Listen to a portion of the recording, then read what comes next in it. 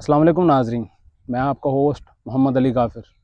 नाजरीन, एक जगह पर गाड़ी खड़ी होने के बाद जैसे ही एक औरत आई, उसने शीशे को नॉक किया। नॉक करने के बाद उसने अंदर जो मर्द था उससे कहा कि प्लीज़ मेरी हेल्प करें, कुछ मदद के लिए उसने मांगा। तो उसे वो बहुत तरस आया, क्योंकि वो औरत काफ़ी ज़्यादा बूढ़ी थी, एज में भी काफ़ी ज़्यादा कमज़ोर थी, उसके जिस्म लागर इतना था कि उसे काफ़ी तरस आ गया। तो उसने कहा ठीक है माँ जी, आप थोड़ा आगे आए, मैं आपकी हेल्प करना चाहता हूँ। वो थोड़ी सी आगे उसने जाके गाड़ी को ब्रेक लगाया, गाड़ी खड़ी हो गई।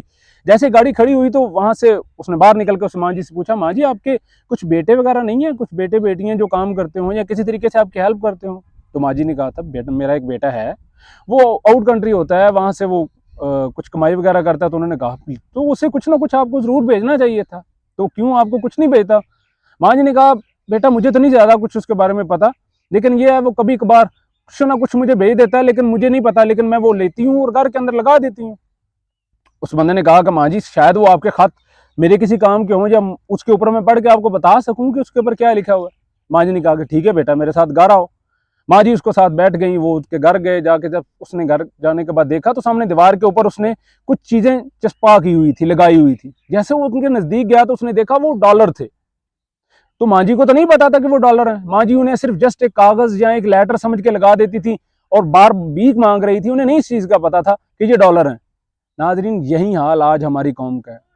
हम अपने अंदर कुरान पाक को रखते जरूर हैं, लेकिन हम उन्हें चूमते हैं, दीवार के ऊपर रख देते हैं, चिस्पा कर देते हैं। हमें उनकी कदर का नहीं पड़ता, और हम फिर उसी तरह जिस तरह वो माँ जी भीख मांग रही थी, हम लोगों के आगे भीख मांग रहे हैं। इन सब बातों के बाद नाजरीन, क्या आप सोच सकते हैं कि हमें गैरतमंद कौम की तरह आज स्वीडन के खिलाफ खड़े हो गए कि स्वीडन ने यह गलत किया? मैं भी कहता हूं गलत किया, लेकिन नाजरीन हमें आज भी सिर्फ इस शिद्दत पसंदी से निकलकर सिर्फ ये सोचना चाहिए कि आज क्या हमारी नौजवान नस्ल या हमारे बच्चे क्या कुरान को ऐसी तालीम ले रहे हैं कि आने वाली कोई नस्ल, जिस तरह वो लोग यूरोपीय कंट्रीज अगर कुरान पाक को जला रहे हैं, तो दूसरी तरफ आप उनसे एक पॉजिटिव चीज भी ले सकते हैं ना, कि वो लोग कुरान पर ऐसी ऐसी तहकीक कर रहे हैं कि दुनिया के अंदर जितनी भी इजादात हो रही हैं अभी सिर्फ कुरान पाक की वजह से हो रही हैं। दुनिया के अंदर जितनी भी टेलीस्कोप्स बन रही हैं, उसके अलावा वो मरीख से आगे कई कई सियारों कहकशाओं तक पहुंच चुके हैं सिर्फ कुरान की वजह से, और हम लोग आज भी उन्हीं लड़ाइयों में पड़े हुए हैं। मैं ये नहीं कहता आप एहतजाज ना करें, काइंडली एहतजाज करें, लेकिन क्या एहतजाज करने के पहले एक दफ़ा अपने गिरेबान में देखें कि क्या अपने बचपन में जब एक दफ़ा कुरान पाक मुकम्मल किया था, उसके बाद आज तक आपने क्या कुरान पाक को एक दफ़ा पढ़ा? क्या उसे मुकम्मल तौर पर समझा कि कुरान हमें क्या कह रहे हैं? जब कुरान पाक का जिम्मा अल्लाह ताला ने खुद लिया हुआ है उसकी हिफाजत का, तो उसकी हिफाजत करने वाला इसका मतलब है कि अल्लाह का सोल्जर है, अल्लाह का वो मुजाहिद है। तो आप अल्लाह के मुजाहिद इस तरह बने कि आप उसको हिफ्ज कर लें। तो एक राइटर जिसको मैं बहुत अच्छी तरह जानता हूँ, वो कहा करते थे कि हर इंसान कुरान का हाफिज है, चाहे आपने आखिरी 3 आयात 3 सूरतें ही क्यों ना हिफ्ज की हों, आप कुरान के हाफिज हैं। तो आप उन सूरतों को जो लास्ट 10 हैं, 5 हैं, 4 है, क्या उनको आप रोजाना जितनी आपको याद है क्या आप रिपीट करते हैं? इतने तमाम सवालात का जवाब आप जिस दिन आप मुकम्मल तलाश कर लेंगे, उस दिन आप इस तरह के एहतजाज में जाइए और जो भी करना है पूरा मन एहतजाज कीजिए। और आज हमारे मुल्क में एहतजाज क्या होते हैं?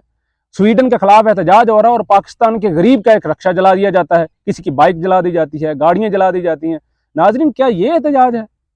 हमारे अंदर के एहतजाज को हम अगर पुरअमन तरीके से लेना चाहें, तो हमें आज अपने बच्चों को कुरान के हाफिज बनाना चाहिए, कुरान की तफसीर सिखानी चाहिए, कुरान को समझाना चाहिए, कुरान को एक डॉलर की तरह दीवार पे चस्पा नहीं करना चाहिए।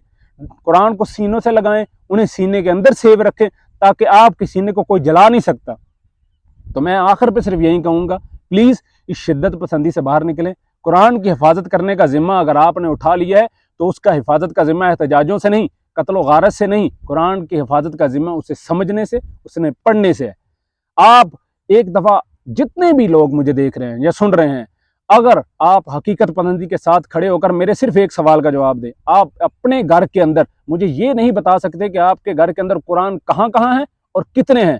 अगर आप इस सवाल का जवाब जानते हैं तो आप अच्छे मुसलमान हैं, अगर नहीं जानते तो प्लीज़ पहले अपने घर में अपने खिलाफ एहतजाज कीजिए, उसके बाद स्वीडन के खिलाफ एहतजाज कीजिएगा।